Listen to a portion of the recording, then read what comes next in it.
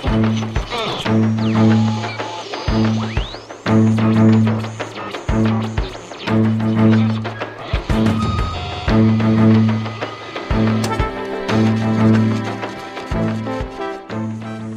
voilà, je suis donc, mon nom est Shmuel Mortier-Borman.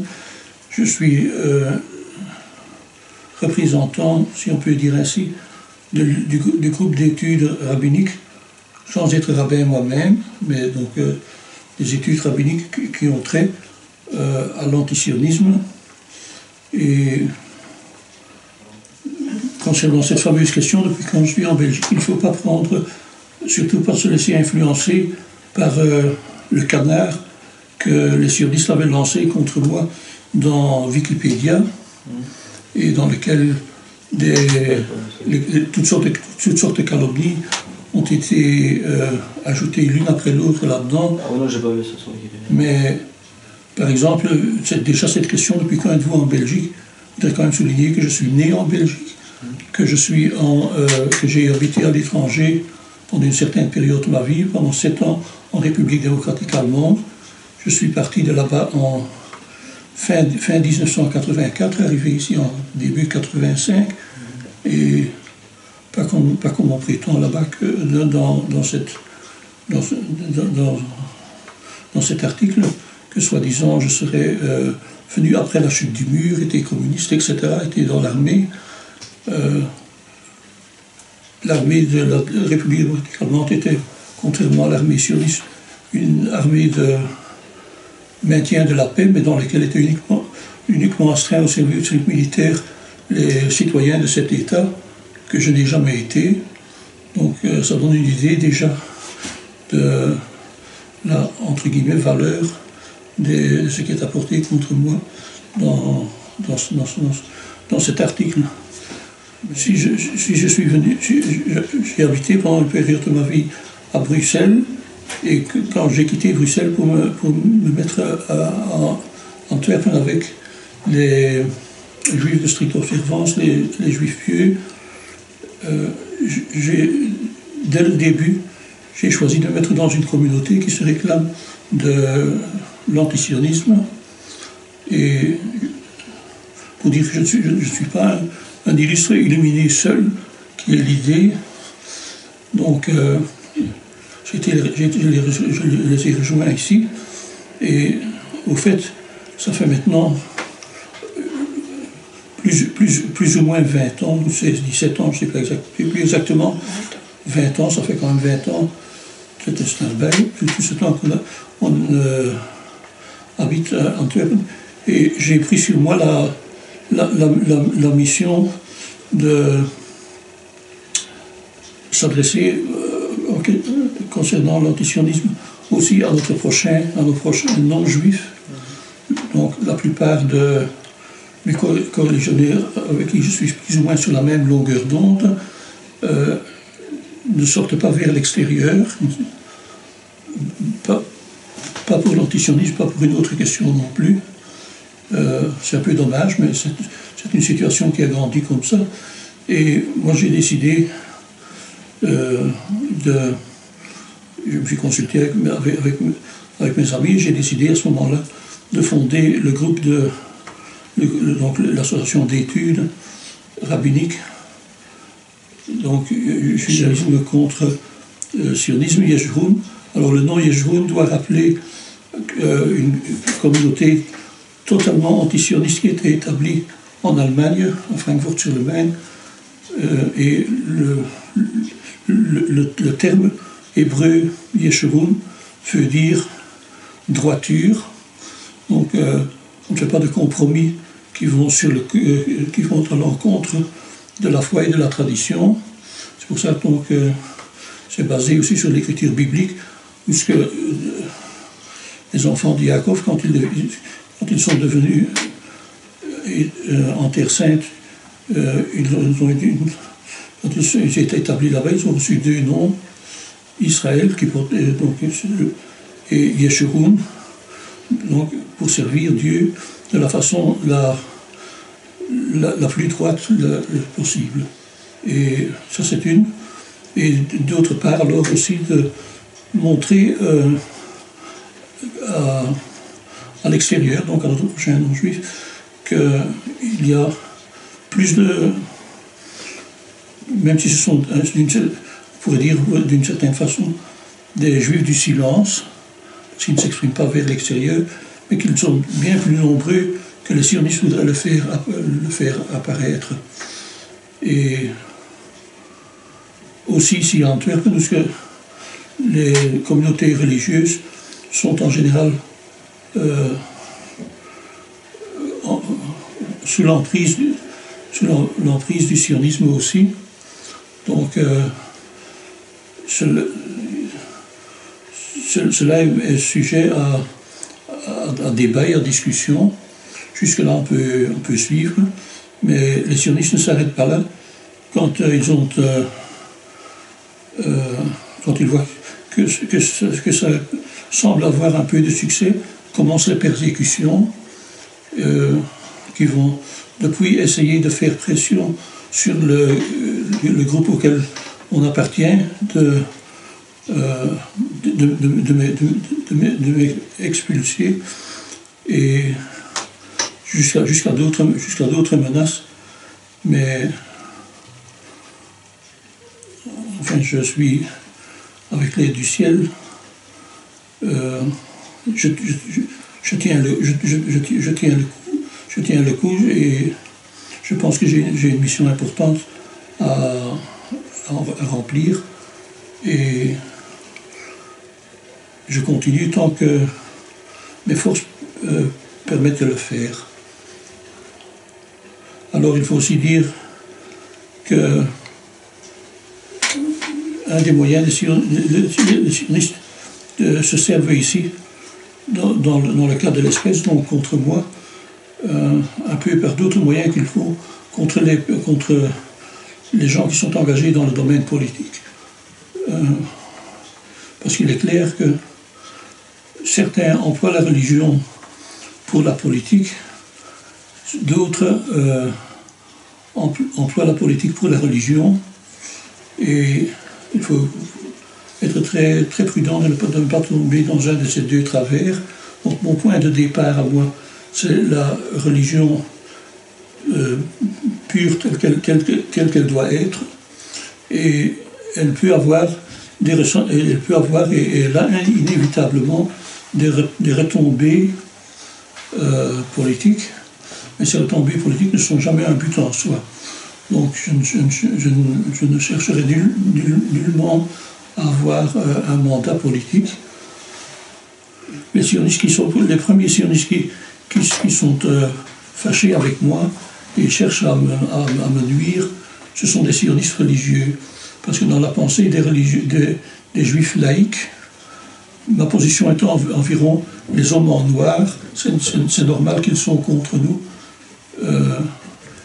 mais ils ont tout en étant ennemis, une certaine compréhension, tandis que ce qu'on appelle religieux, les juifs religieux, ceux-là...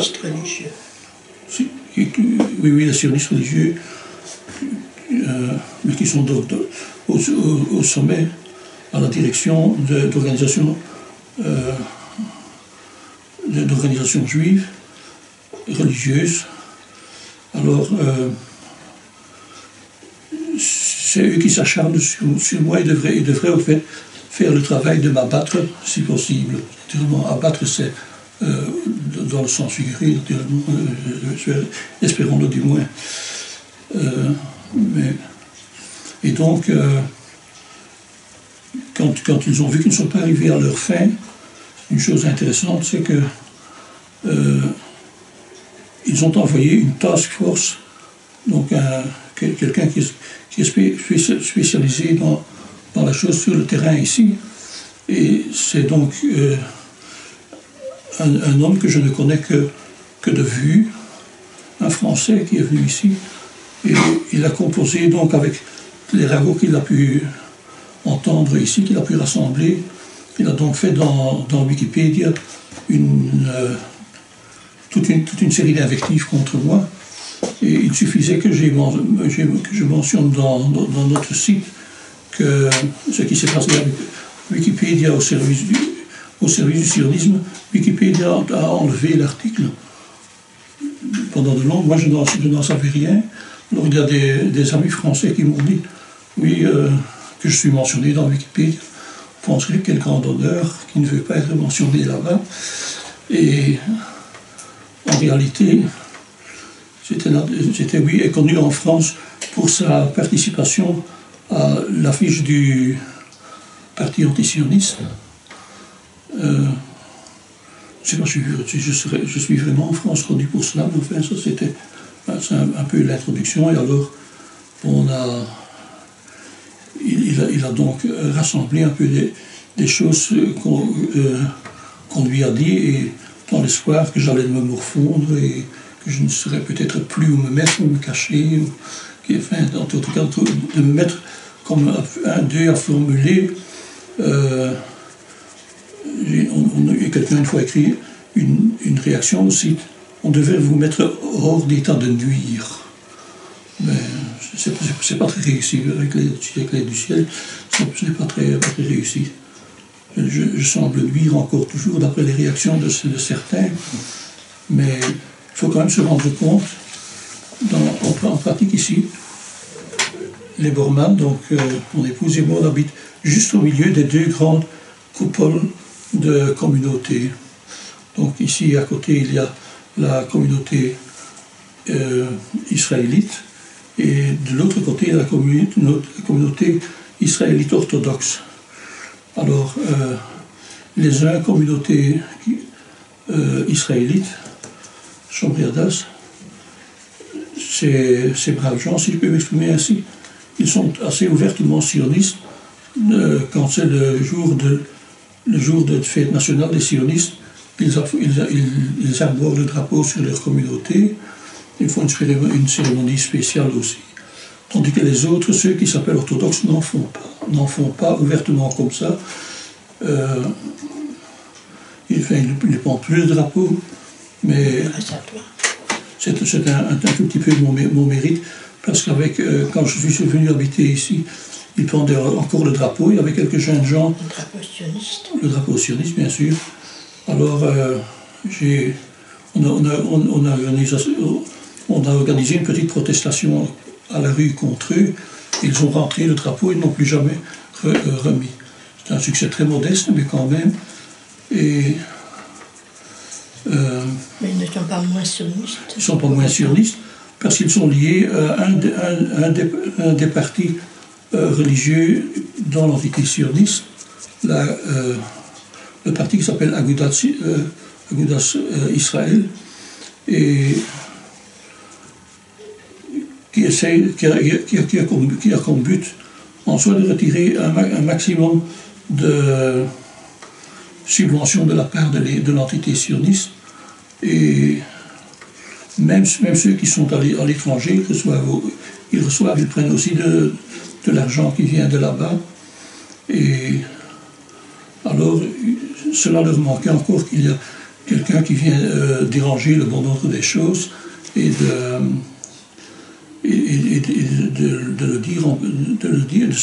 le dire en public. Et alors, c'est un petit peu comme quand on se fait molester par une bande qui vous attaque. C'est un peu un contre tous. Et ils ont pensé, oui, ça se calmera bien alors quand on lui fait,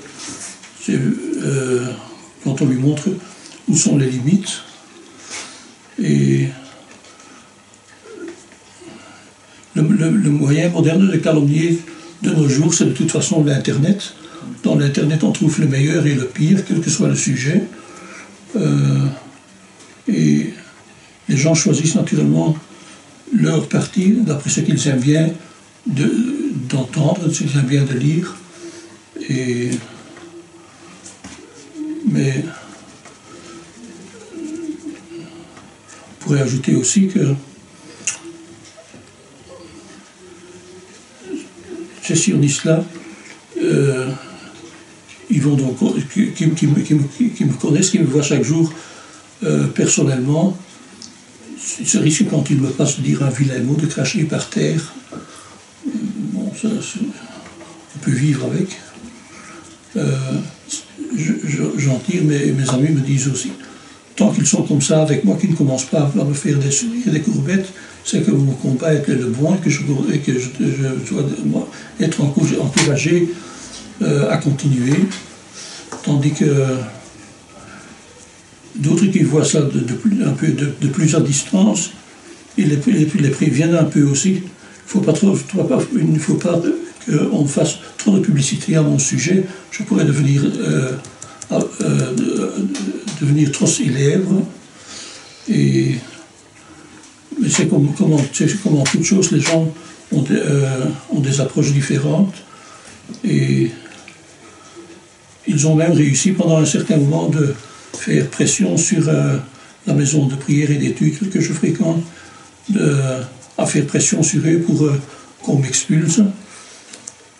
Des dizaines de fois, ils ont essayé. À un certain moment, c'était quand même la pression était trop forte sur mes amis. Alors, nous avons décidé qu'on va faire un semblant. Pendant 3 semaines, je ne me montrerai pas. Ils penseront qu'ils ont tenu un grand succès. Et je suis rentré non pas par la porte arrière, mais par la porte devant. Et ils ont eu donc pour eux, c'était une défaite avec laquelle ils doivent. C'est une défaite pour eux. Et ils doivent vivre avec, qu'ils veuillent ou non. Ils n'ont donc pas réussi à me faire déménager d'Antwerp, ils n'ont pas réussi à me sortir de la communauté qui est bienveillante envers moi. Et au fait maintenant, il faut toujours s'attendre de la part de ces gens à l'une ou l'autre surprise, mais en tant que croyant, je fais confiance que le Saint Créateur me protège et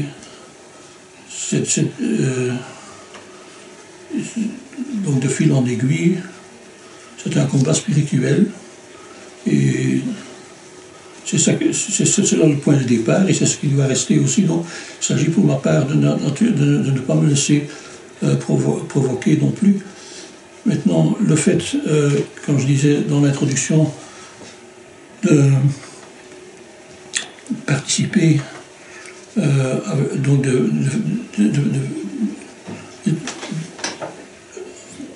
avec notre prochain non-juif, au fait, ce qui serait normal, c'est que non pas un soldat du rang comme moi, mais que ce serait vraiment un rabbin qui irait aux différentes manifestations, il se montrait, donc quelqu'un qui a le titre de rabbin. Mon rabbin n'est pas considéré.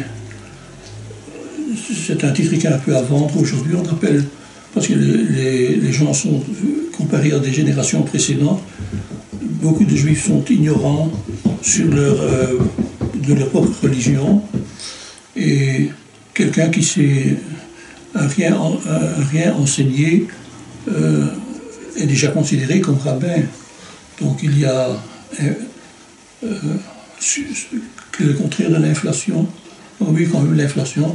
Il y a l'inflation donc du titre rabbin n'est pas un titre protégé.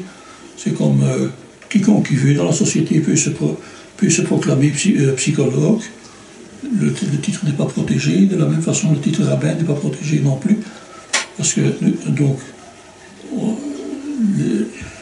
pour être rabbin reconnu, bon, il faut avoir fait beaucoup d'études, il faut être reconnu donc, dans les communautés. Et donc moi je n'ai pas la prétention d'être rabbin, dans lequel il y a dans le mot rabbin, rav en langue sainte, en hébreu, grand, donc grand savoir et grand en bonne disposition. Et voilà, alors,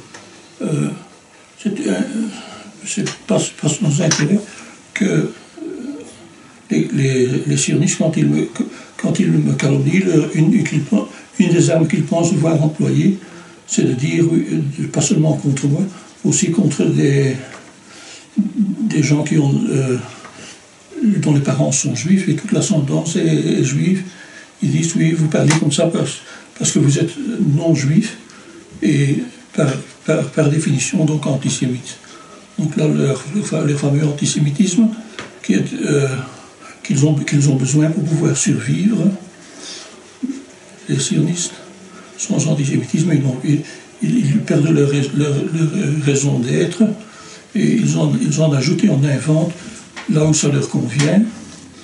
Et donc, alors ils disent voilà, on devrait se gêner, vous êtes un traître, et si vous l'êtes, c'est parce que c'est vu votre origine non juive. On connaît cet argument depuis la plus haute antiquité, ce genre d'accusation, mais ici de la part des sionistes, c'est vraiment plus que drôle, parce qu'eux-mêmes ils cherchent à être d'une certaine façon comme tous les non-juifs, et en même temps être les représentants de tous les juifs qui le veuillent ou qui ne le veuillent pas. Et alors, donc ils accusent leurs opposants juifs d'être au fait, il faut le désarmer en le rentrant dans la catégorie où il ne peut plus s'appeler juif. Et s'il ne s'appelle plus juif, alors dans le raisonnement, non-juif égale antisémite, même si les non-juifs font quelque chose qui les convient, c'est toujours utile, mais il faut rester vigilant. On m'a envoyé un nouveau site sioniste, une soi-disant ligue contre l'antisémitisme, et là c'est un de leurs idéologues en herbe a lâché le morceau que soi-disant chaque être humain en soit deux boutons sur lesquels appuyer, soit d'être avec Émile Zola, anti-Dreyfusard, soit d'être soit d'être anti-Dreyfus ou bien comme Zola pour lui. Et c'est vraiment un abus de référence, mais c'est comme ça le sionisme est satanique et il recourt à n'importe quel moyen. Enfin, tout ça pour répondre à la question initiale de qui je suis, pourquoi est-ce que je lutte contre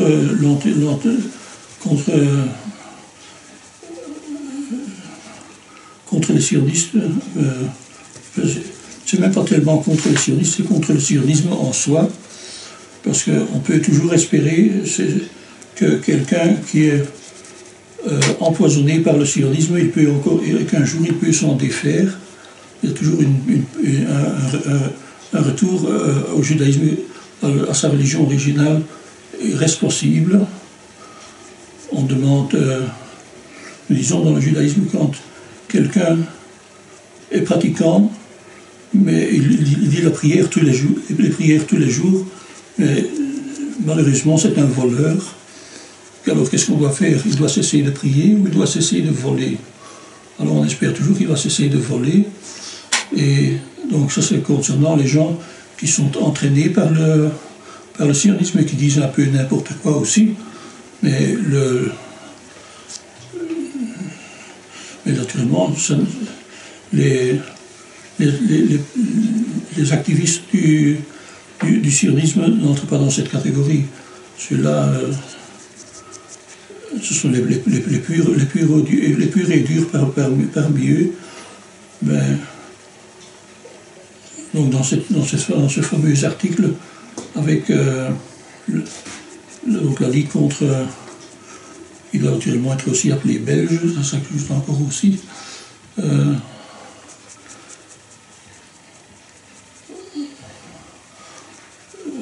Donc c'est seulement un échantillon de comment les sionistes sont pour calomnier, contre quelqu'un, pour généraliser et pour se profiler une fois de plus comme étant les porte-parole et les défenseurs du judaïsme. Et les porte-parole sont non seulement nos porte-parole, mais en plus ils nous font un tort énorme, parce que comment est-ce que le non-juif qui n'est pas impliqué, comment va-t-il distinguer encore qui est juif et qui est sioniste? La télévision que nous n'avons pas montre la réalité aux gens qui réfléchissent un tout petit peu de quoi ça retourne. Et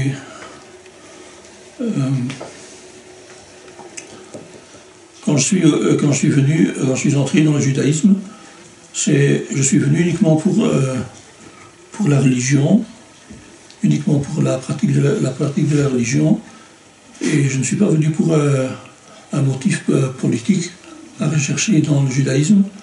Et quand je devais naturellement aussi un peu débroussailler les chemins qui s'ouvraient devant moi, j'ai vu ce que sont les sionistes laïcs d'abord, donc les non-pratiquants, et c'est vraiment comme un de leurs idéologues du temps de Herzl, que son nom soit effacé. Ce sont des gens qui n'ont pas seulement parce qu'ils sont non-pratiquants, mais c'est un milieu arrogant qui se dispute très violemment entre eux aussi. Et là, je n'ai certainement pas cherché mon chemin. Et quand j'ai vu qu'il y a des gens, quand j'ai découvert qu'il y a des gens qui essayent de combiner sionisme et judaïsme, je me suis battu, j'ai dit voilà, je ne suis pas d'accord. Et dès qu'on ose dire je ne suis pas d'accord, les camps se divisent. On a des gens qui sont pour soi, qui trouvent ça très bien, peut-être aussi des gens qui eux-mêmes n'auraient peut-être pas le courage d'aller le dire en public, mais qui m'encouragent en me disant continue, tu le dis à ma place, que moi je ne peux pas aller dire, tu vas le dire. C'est comme ça. Mais il y en a beaucoup comme ça, il y en a beaucoup qui sont assez passifs et qui ont un peu de délégués en vous, ou la grande majorité oui, sont quand même les deux communautés. Je peux même dire, ça restera minoritaire malgré tout. Mais disons, sur le terrain concret ici autour de moi, je peux dire que c'est quand même des centaines de personnes qui, sans approuver chacune de mes démarches et sans approuver chacune des choses que je dis, mais qui trouvent que c'est bien. Il y a au moins enfin quelqu'un de nous qui ose, quelqu'un de nous qui a quelque chose de valable à apporter à d'autres. Naturellement, ce serait plus facile si j'avais quelques aides de camp qui se montreraient avec moi aussi. Mais c'est souvent quand il y a des situations au Moyen-Orient, surtout en Palestine, qui prennent des tournants où les sionistes mènent ouvertement la guerre contre les Palestiniens et les autres nations arabes non juives. Alors il y en a qui ont peur, déjà oui, ça va retomber sur nous, on sera mis dans le même bain que l'agresseur même, les sionistes. Donc on voit déjà quand même positif de la part de ces gens qui ne veulent pas mener de guerre, ils ne veulent d'ailleurs pas faire le service militaire dans l'armée de l'entité sioniste non plus. Et ils ne cherchent pas le conflit. De là, à ma démarche, il y a encore un pont qui doit être construit, qu'on ne réussit pas toujours à construire, c'est d'amener les gens à sortir de la communauté, pas seulement le dire parmi les gens qui sont déjà convaincus, donc parmi nous, mais de le dire à autrui. Et là, je semble être quelque part quand même, encore toujours, bon gré mal gré, leur délégué. les gens dont je parle sont en général des juifs chassidiques. Ils ont un réseau d'enseignement qui est tout à fait centré sur le Talmud Torah, donc sur l'étude, et ils n'ont pas fait les études profanes, et de là ils ne se connaissent absolument pas en politique.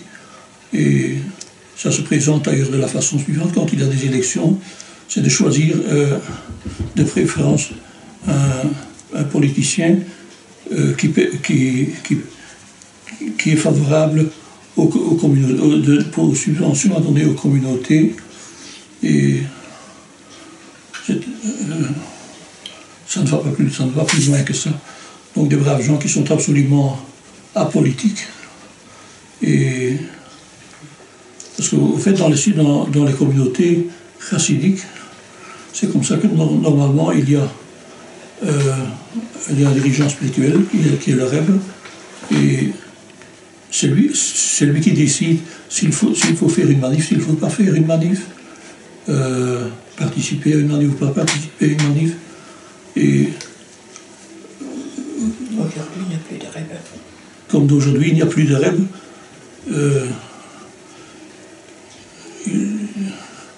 il vaut mieux être...